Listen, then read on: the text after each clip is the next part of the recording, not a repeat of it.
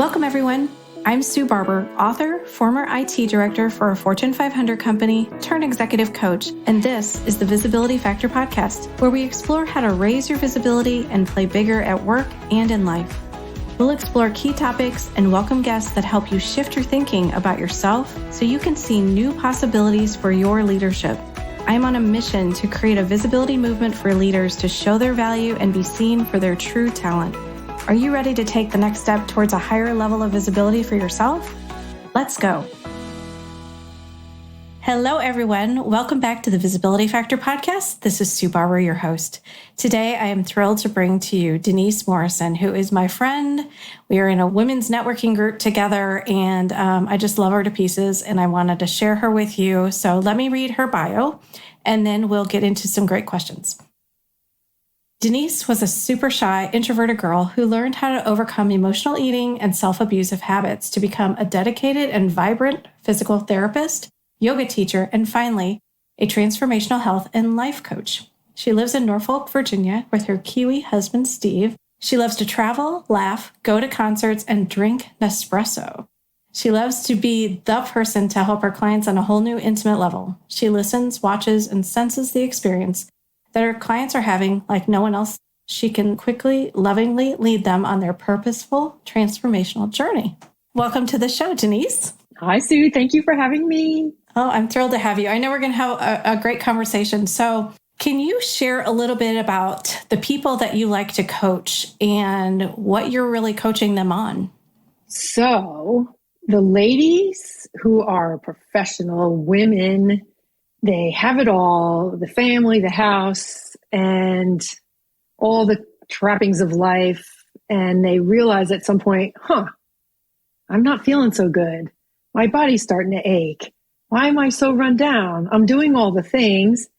And they soon realize that they've been putting themselves last. They've been in the achieving mode, the people-pleasing mode, and they've been striving since they were born. And it hits them at a certain age and they start to think something's going on inside of me. I'm not completely happy and healthy inside. Oh no. And if they're lucky enough to find me and I'm lucky enough to find them, we have conversations about what's really happening inside of them and slow them down.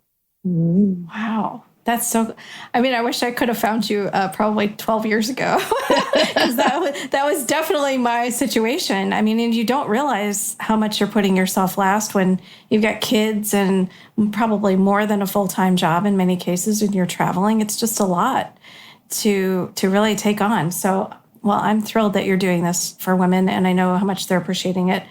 Could we go back in time a little bit to what's in your bio, where you talk about emotional eating and some of the things that you struggled with as maybe a child? I don't know exactly what age that was, but you talked about some of those things that happened earlier in your life. How did that show up for you? What was happening? So our household wasn't exactly smooth and easy and calm and happy. There was a dysfunction. There was physical, emotional, and mental abuse occurring in the household. And my sister, mother, and I were the ones who stuck together and kept our mouths quiet, and we hid. And let's just say we were invisible because it was safer to be that way. And as I grew, I became interested in exercising and eating.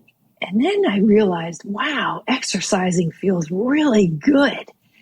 And it feels so good that I can do a lot of it. And it takes away any of the pain I'm feeling and that fear I'm feeling inside. So this wonderful quality that comes from over-exercising kind of leveled me off. But what ensued was I needed more food because I was exercising so much and growing. And I started to eat. And fortunately and unfortunately, our family is one of Hungarian descent, where we believed in food as pleasure, and food was all about social connections and making everyone happy. And okay, quiet down, here's some food. So there was a lot of linkages between self-soothing, food, and exercise, which then over time became I exercised so much. I ate so much. I ate too much. I had to exercise more. And then this huge spiral started where I began to live in this emotional eating, over exercising, abusive cycle to stay regular. And it was like another part of me that felt comfortable because I could control the eating and the exercise, even though it was dysfunctional. But unbeknownst to me at that time, it was a dysfunctional pattern that I picked up and was being modeled in my household. But that was my little pattern and cycle to hold on to that I could control. So it swept me off my feet, and it wasn't very good for my body and my hormones and my health. Let's put it that way. But it sure kept me in line. Yeah. Well, and it's interesting, right? You talk about the things you can control when there's so much maybe chaos and things happening around you. And I thought it was interesting you use the words like we chose to be invisible because it was safer that way, which I think obviously that was so challenging for you to go through. And it's just to see you now and how much joy and laughter and fun. And she makes me laugh every time I talk to her. So I just want to really understand, like, what helped you get past that situation that you were experiencing. I'm sure there's a lot of time and effort that had to go into helping you move past that. How was that for you? So fortunately, I went to a high school that was far away from my home.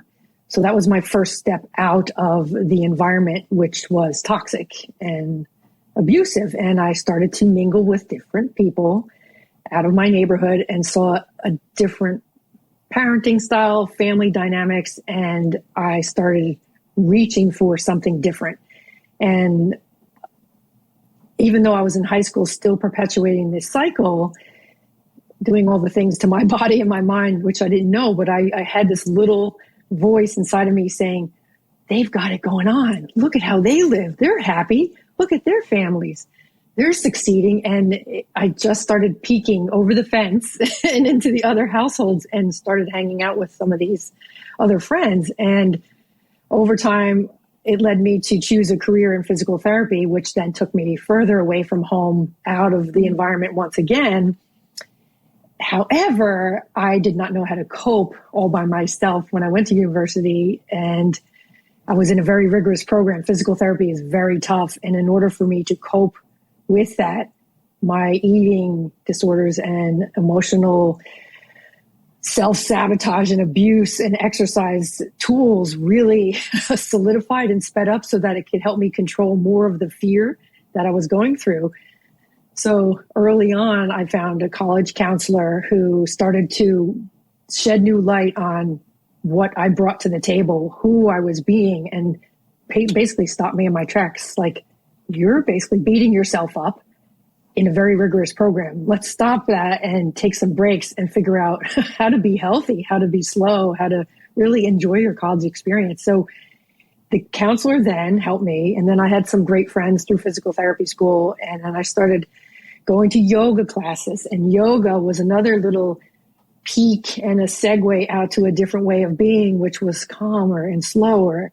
Yet I was still addicted to that cycle of emotional eating and overexercising. So I didn't know how to stop it. Carry on. I was fortunate enough to be approached during my college years to apply for a Fulbright scholarship. And everybody in the family, everyone back home was like, no, you're not going to do it. That's ridiculous. That's stupid. And I thought to myself, that little inner voice said, I could go away and study. I could get a chance to leave. And so I chose New Zealand. So I couldn't believe it. I doubted myself. That little inner mean girl doubted me, but I did all the things that naturally came to me, and my grades and my proposal supported it, and I got the scholarship to go to New Zealand. So I went further away, and it was in New Zealand that I started feeling free to be me without all the triggers from home, from school, from family, from everything.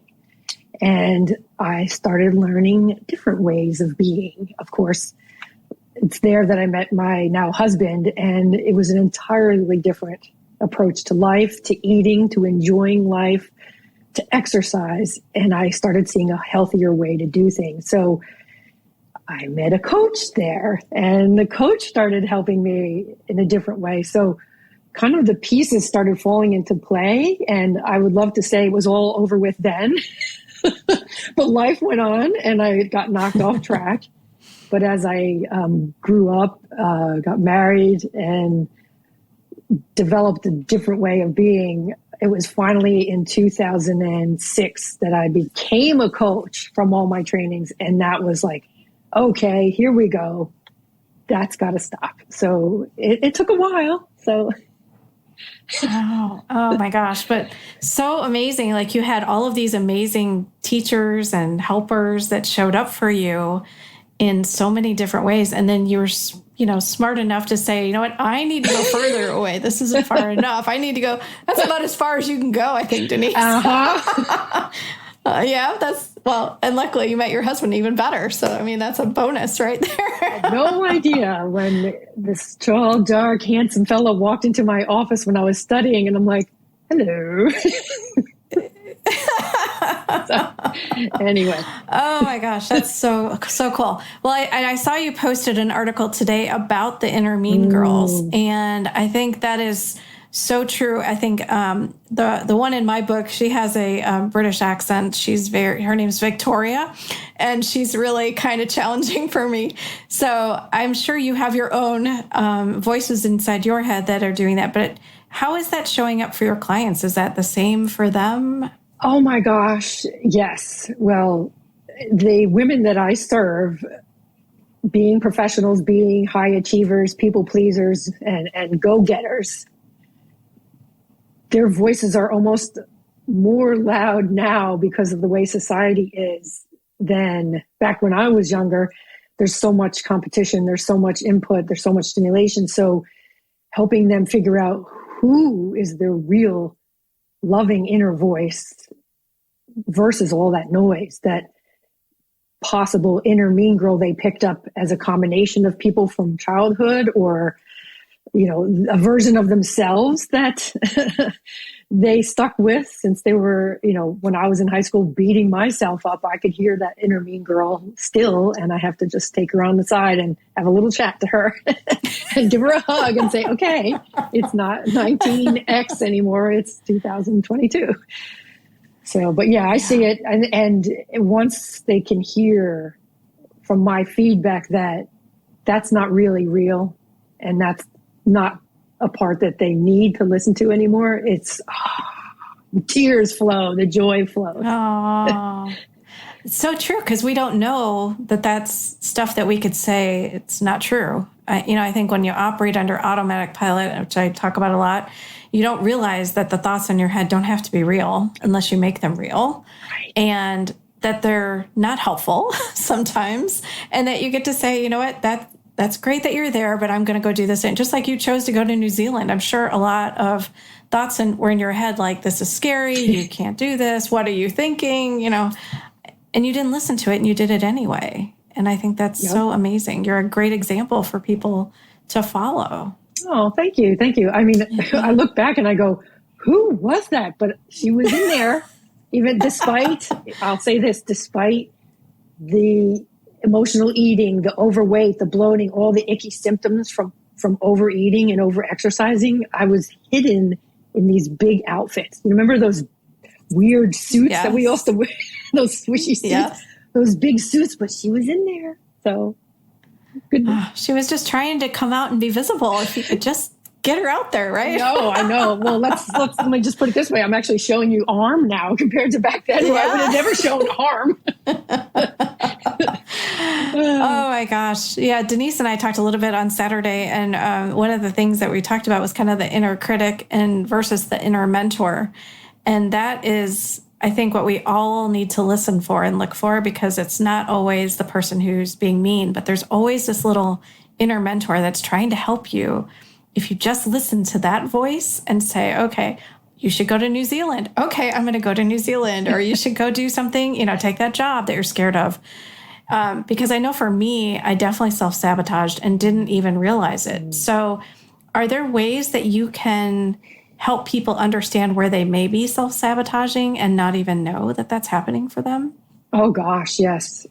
Being in the medical field for so long and having practiced all of this kind of side by side, watching how people abuse their bodies. I mean, the simplest things like not getting enough sleep, drinking too much caffeine, taking in too much sugar.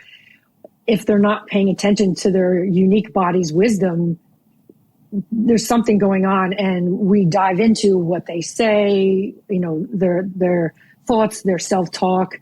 I ask them about their beliefs. They sometimes don't even realize that they have beliefs, and they have parts of themselves that are kind of like driving the, lack of sleep, pushing them to not take a break. And it's just me with my curious, loving self that shows up and really has them share their story, their whole situation completely, that I start to pick up and notice, okay, you've taken care of everybody else. When are you going to stop? Or you haven't had a drink all day, or you haven't eaten all day. Why not? And then we dive into, what are they thinking? What are they saying to themselves? What are they experiencing? How are they moving around in their days? I mean, are they driving and walking around like people scroll social media? So I start paying attention to all the body signs and symptoms, so to speak. I kind of combine like coaching in the medical world, identifying things that some people still don't, some of my ladies still don't pick out because they're so focused on that inner critic or the pushing voice inside of them, like go. So yeah, and of course, if it's sabotaging them, it becomes ill health to some degree if it's too far down. And I tell my ladies, I call it the self-neglect syndrome. So I help them find out what part they're neglecting, and then we go and fill up their cup and have a self-care practice, because, they're not going to be any good if they're not filling their own cup. No. Wow. So interesting, because you are a doctor of physical therapy. How much of that do you feel like helps you as a coach? Oh my gosh, tremendously. Because, I have been diagnosing, assessing, evaluating folks completely and holistically. I started in physical therapy when I was 14. So over 30 years, I've been in this like mind, body, holistic kind of realm of watching what people are saying, doing, how they're moving, how their bodies are functioning. And oh my gosh, and realizing that when I was like doing a massage or a mobilization on someone and people would cry or they would start to share a memory, I would think, oh my gosh, there's some emotional component tucked away in some part of their body, and chronic pain, so on. So it's really married itself beautifully so that I can see through you, hear through you, and help you like unpeel or peel away the stuff that's not working and go, there's your magic, there's your health, there's your well-being. All that other stuff is getting in your way or clogging your system or whatever. And, of course I break it down from there, but yeah, that's the gist. Wow. Just think about how many cultural messages or societal messages especially women are getting, that you have to be able to do it all. You have to, raise the kids, go work, all this stuff, keep the house clean, pay all the bills, do all this. I always say it'd be great if I could have another wife, just another one who could handle some of these things for me. Right. But how do you think we could do something different to help people see that those don't have to be true? That you don't have to follow all that? Is that part of what you talk to them about? Oh, heck yeah. And this is when I bring in my inner bad girl / sometimes inner mean critic, my Jersey self, because growing up in New Jersey, I really learned how to stand up and be loud and obnoxious in a good, helpful way, but in a loving, caring way to put the stop sign up to the inner critic, the inner sabotager. And really, like with my clients, when we go through what's consuming their lives, whether it be on social media, TV, relationships, their job, how does it make them feel? And a lot of times, like they have not even taken the moments to recognize, wow, I just watched that horrible news story. I'm grinding my teeth, my stomach's curling. Oops, I'm popping in a piece of chocolate, because they didn't pick out that hurt them, that interfered with them. So really paying attention to your unique inner wisdom, your knowing, that inner mentor that we've been speaking about, because you do know inside you, and someone else outside of you may offer well-meaning advice or think that they know you, but they really don't know you unless they get in there and ask the questions that you and I would ask of our clients to really pick up what's going on for them as an experience of who they are. Does that make sense? Yeah, totally. What you made me think of is, like, for people who are operating with those kinds of stories, but then they're also dealing with maybe a toxic boss or a toxic work environment or a toxic peers that they have to work with. And how do you feel like that gets in their way? Like, how can they help themselves when that's happening for them? So, well, reach out to me. That's a given. Yeah, that's a given.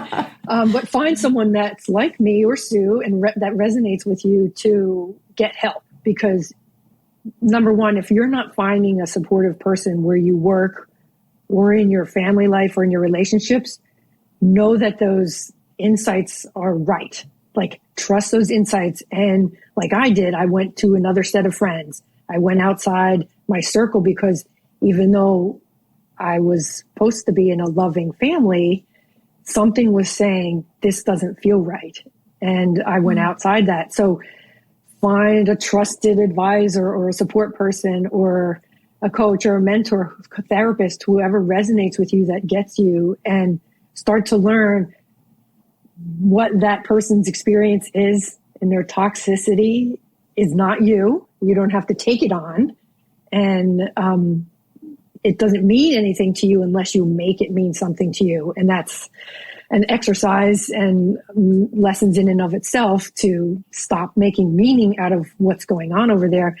But I like what I've done in the past when I've worked under and around bullies is listen with my little bubble around me, like my true energetic bubble and protection, to protect my energy and myself, and then walk away, and then either go in my car and scream or cry or journal about it or call somebody or call my coach, because it takes practice to build that way of being around someone toxic.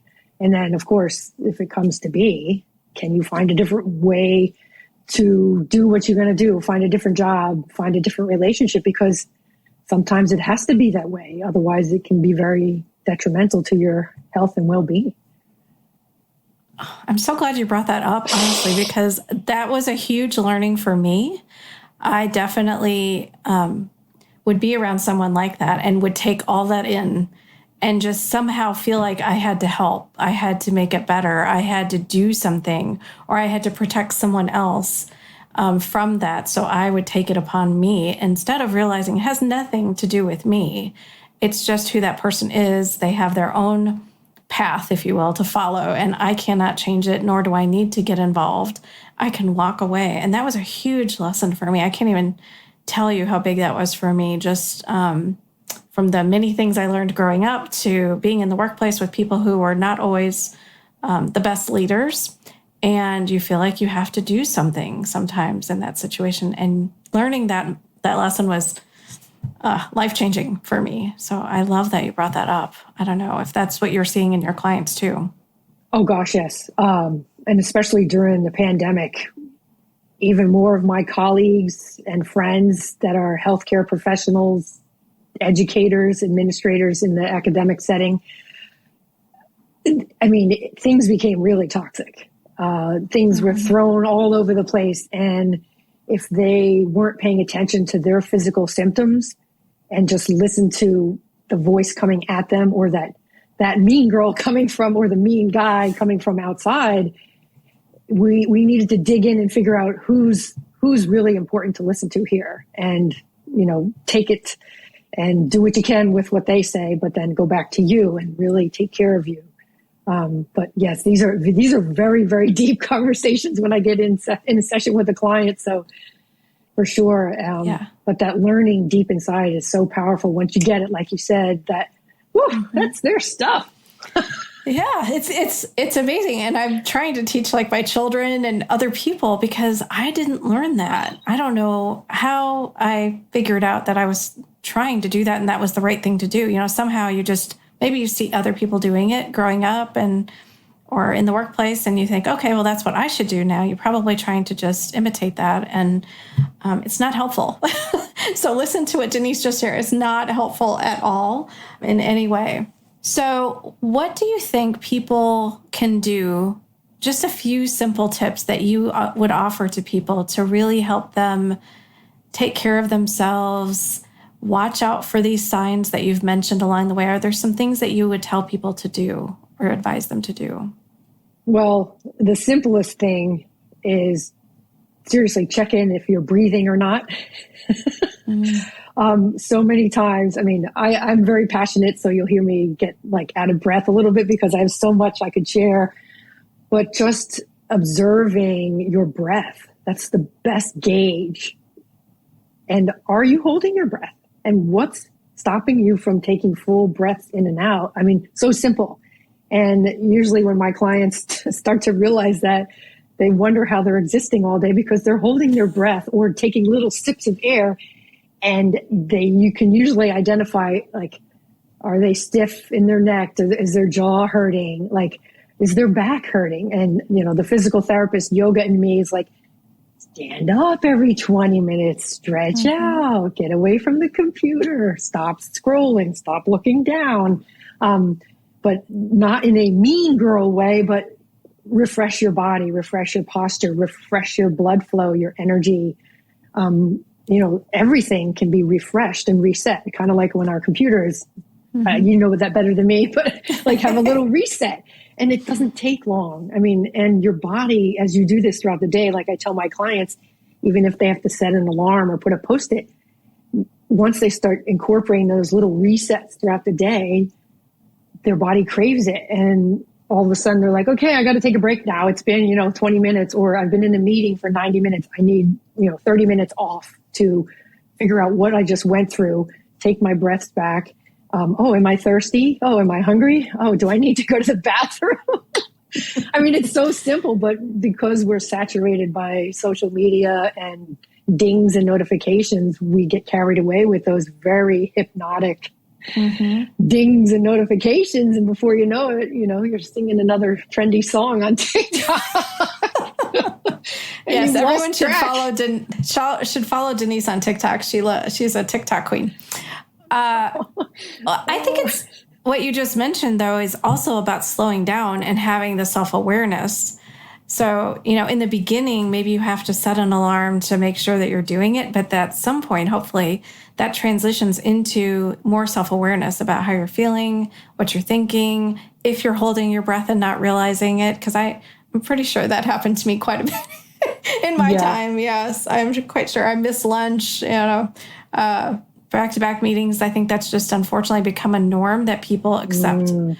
Instead of saying, I don't have to do that, I can build in a half hour between meetings. Or I think that's where we have to change the way expectations are sometimes in a corporate world, for sure. It's just the expectation is you can go back to back, you can work all day, and then you have to work at night because you're trying to catch up. And the more we can start to say, you know what, there's a better way. There's another way that you can do this that's better for you. And ultimately, it's better for the company. If you're not getting sick, your team still has you. If you're not in a good place energetically, it's not good for anybody, especially your family or your people at work. Oh my gosh. And if I may just share this little tidbit, I left working. I was working 4 jobs as a physical therapist when I graduated. And then when I went over to New Zealand, well, I was earning money, doing what I could to get myself set up when I moved to New Zealand. And when I went to New Zealand and started hanging out with the staff there in the college, morning tea, afternoon tea time. If you're not familiar, taking a break every day at 10 a.m. and then 3 p.m. At first, my whole body was like radiating, going, what are you people doing? How can you be so productive if you're taking all this time off? And I soon learned that it was a great reset. You got to mingle with your friends, have a cup of tea, whatever. Wonderful food in New Zealand, but just new ideas came. new insights came. I mean, when we walked away, I was doing a research project. When we had those breaks, we can collaborate on something because we got out of the thinking mode. We got into the feeling and the creativity and the expression mode. And oh my gosh, especially I lived in Australia too. And that was like sacred time for us to just unwind from working with patients and going through emotional stuff with them. And I'm sure in the corporate world, there's got to be some emotions floating around. And if you're not taking time to like decompress, process, and release, it's going to compound in your mind and body throughout the day. Mm-hmm. Mm-hmm. So morning tea, afternoon tea. Words to live by from Denise Morrison.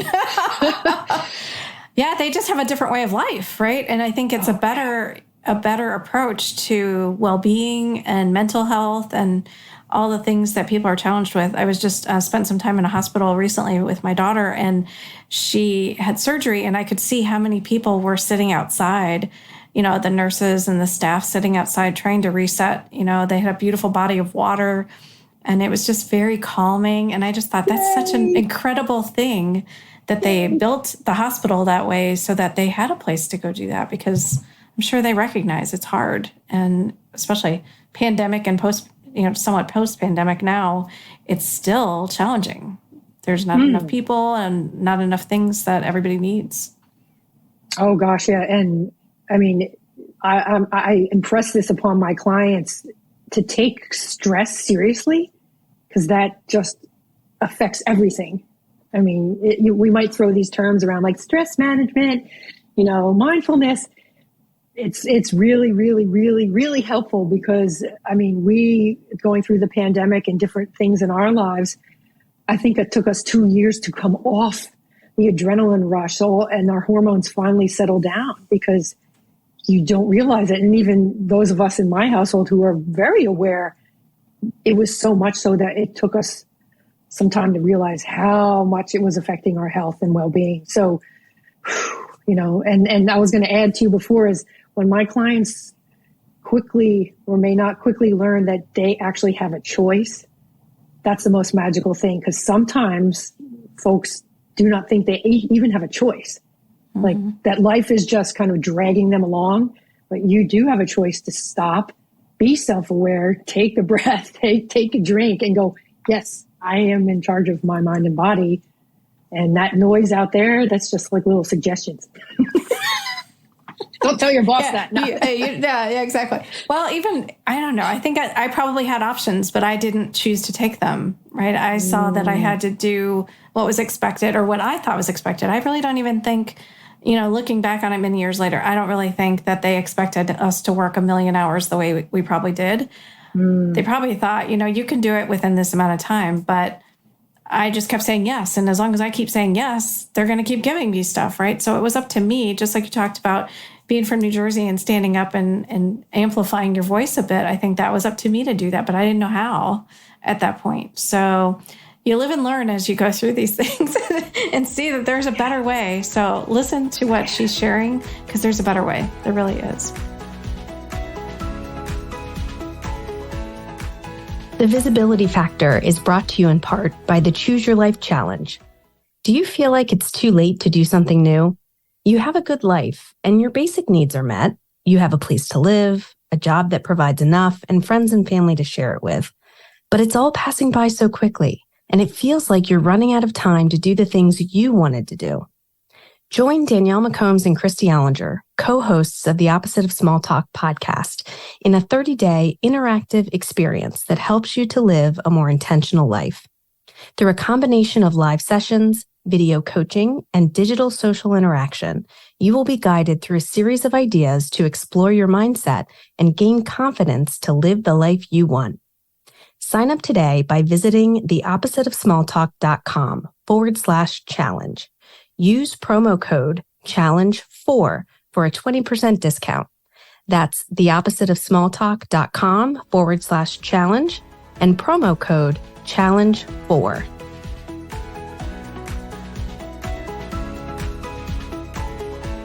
We're going to transition into what I call Rise Up and Be Visible quick tips. These are questions that I do at the end of every podcast, and I'd love to get your perspective, Denise. So fill in the blank. Visibility is? For me, showing up as joyous, calm, easy, and happy as I can be, aligned with my authentic self. So I love that. It's when I do that, it feels like I'm just beaming, like I am now. See, I'm beaming because I can just be myself. You create a comfortable, loving, safe environment for me to be myself. Oh, that's beautiful. Oh my gosh, that's beautiful. You should definitely have that on your website. Like, here's what I do for people. Well, you do that for me. Oh yeah, here's how I show up for you. Oh my gosh, I love that. Do you have advice or a tip that you could share with the listeners on what you have done to be visible? Well, I had a coach and a mentor and a wonderful group of women that you belong to support me and help me put myself out there and know that it's okay. And then know that I have all of these talents and skills and experiences that are valuable to share to other women, to the world around, whoever wants to hear. This can apply men and women, and kids. So yeah, I find someone that you can trust and you can count on and that supports you, but stretches you if you feel like you're stuck or that you're hiding or you're playing small, and know that if you don't want to live that way, you don't have to. Mm-hmm. Just ask for help. For help. Oh, okay. What is the one piece of leadership or career advice that you received that helped you the most? Oh my gosh. Be me. I mean, if I hear that one more time from another networking event or another coach, seriously, like that is makes things so simple, is to just show up as me. And of course, with my training and background and my understanding in the world of coaching, I'm going to show up in a loving, caring, fun way. You know, not going to be a jerk or anything. Probably best not to be a jerk, right? See? But I think when I realized that, though, it took away all the comparison for me. Because, when you could just be yourself and your authentic self all the time, you don't worry about all these other things that I definitely had in my corporate world. I was trying to be, the perfect person and do the perfect things all the time. And it was exhausting to do that. Yes. I would come home and literally lay on the bed. I'd have to lay on the bed for 5 minutes just to chill, and before I could go make dinner or do whatever, because it was so much to take on every day. And I didn't realize that I was even doing it. That's how crazy. When I think back now, what I was doing, it's insane. I know, but it's so good. So now you can share it with others, yes. And then you've written about it in your book because, right, oh my gosh, it's out there. It's out there. Okay, so what books have you read that you love and would recommend? Well, Dr. Joe Dispenza, Breaking the Habit of Being Yourself. If I had found that book when I was in my teens, if I could have understood the words probably, but changing the basic habits that we do, that we don't even know that we do, those automatic ones, he just brings it to such great awareness and how kind of simple it works to change your habits if you do it. And Dr. Judd Brewer he wrote The Craving Mind, and having been an emotional eater and addicted to exercise, not knowing kind of all the mechanics why I did that. I mean, I knew why it was doing it to cope in my situation, to gain some control, but just the science behind why our mind craves things. And he has amazing programs working with mindfulness and awareness of emotional eating, stopping smoking, being addicted to social media, and being addicted to thinking. Wow, his books are amazing. And Jen Sincero, or is that how I say it? Sincero? Yeah, you are a badass, please. Yeah. I love that book. I listened to the audiobook of that because she's just so great to listen to her voice and all that she went through. Yeah, that is a great series of books. I've read all her books too. Yes, amazing. Yeah. Is there anything else that you'd like to share with the audience about what you're doing, and then also how to connect with you if they want to find you? Well, sure. I am helping women and empowering them and building their self-esteem and their confidence. I mean, so much fun in being their person. So I start with little tips on my website. It's called the 7-Day Mindset Reset. It's a little mini email course. You can just sign up for that. And I have another beautiful resource. It's a Rewrite Your Body Story. It's a transformational journal if you've ever had any issues like I did with self-esteem, body awareness, issues with my body. So I offer that, and then lots of tips on my blog. So my website is DeniseLynnMorrison.com. Very simple. But you can find me on social media. I'm hanging out on LinkedIn all the time because that's a cool place to be with Sue and the rest of them. And if you dare to come over to TikTok and see me dancing around with my true love. But yes, really, my aim is to help women really own their uniqueness, their body's wisdom, to trust their body's wisdom, and then follow it so that they can put themselves first. They can take care of their health, their well-being, feel great in their relationships, their careers, whatever it is. And it just ripples out all over the place. And you can change this path that you're on in any moment, any day. It's fast, it's fun, and it's possible. You don't have to suffer for real. So yeah. Oh my gosh.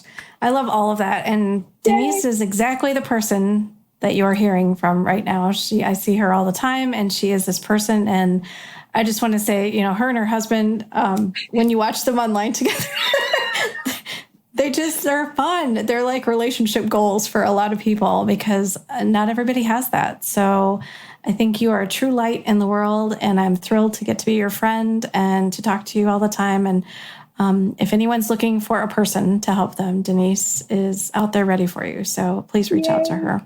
Thank you so much. Thank you. Well, thanks everybody for joining us today on the Visibility Factor podcast, and we'll talk to you on the next one.